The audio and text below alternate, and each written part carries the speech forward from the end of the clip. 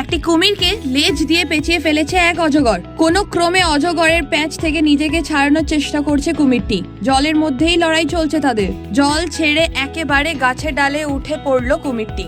এ দৃশ্য তো অস্বাভাবিক। গাছের ডালে উল্টো হয়ে ঝুলছিল কুমিরটি। কয়েক সেকেন্ডের মধ্যেই জল থেকে ধপাস করে পড়লো কুমিরটি।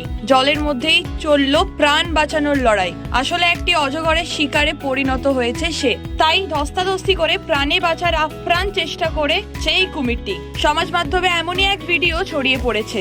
রেইনহার্ড সিলভা নামের অ্যাকাউন্ট থেকে ইনস্টাগ্রামের পাতায় একটি ভিডিও পোস্ট করা হয়েছে। জলে পড়ে গিয়ে ছটফট করতে থাকে কুমিরটি, কিন্তু অজগর ছাড়ার পাত্র নয়। সেও ক্রমাগত লড়াই চালিয়ে যায়। ঘটনাটি কোথায় ঘটেছে তা জানা যায়নি, তবে দুই সরীসৃপের লড়াইয়ের ভিডিও দেখে ভয় পেয়েছেন নেটিজেনরা একাংশভাবে। এই ভিডিও দেখে নানান মন্তব্য করেছে নেটিজেনরা।